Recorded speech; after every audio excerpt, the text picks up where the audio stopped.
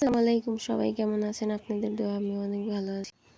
তো আম্মুর বাসায় আসার পরে একা একা ভালো লাগতেছিল না। পরে আম্মুকে বললাম চলো খালামণির বাসায় যাই। আম্মু বলল চলো তাহলে যাই। এদিকে খালামণির বাসা আম্মুর বাসার পাশেই, বেশি একটা দূরে না, 2-3 বাড়ির পরেই যাইতে হয়, কিন্তু রাস্তা দিয়ে ঘুরে যেতে হয়, তাই একটু দূর লাগে।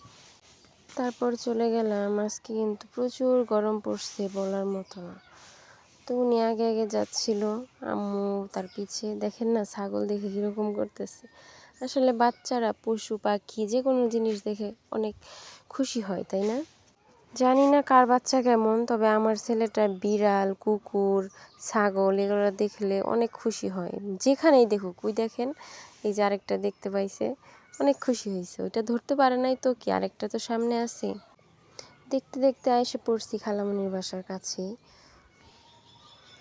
তো দেখেন না ছাগলের সাথে কেমন করতেছে।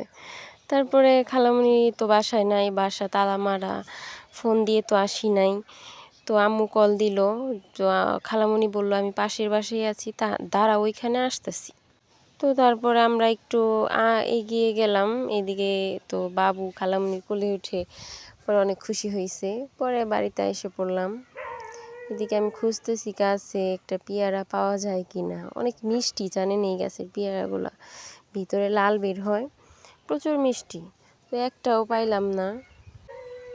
তো আলবিকে নিয়ে ভিতরে গেলাম। এখন এখানে শাক রেখে দিছি, এই শাক নিয়ে এখন যাবে। এত পরিমাণ দুষ্টুমি করে। তারপর খালামণি বলল পেয়ারা তো পাইলাম না, ধরো কলা খাও। তো কলা খাইতেছিলাম, কিচিকেটের পাশে যাই এখন, বাইরে যাবো নি। এত পরিমাণ মশা। তো অবশেষে একটা পেয়ারা পাইছি। Bye bye, tata.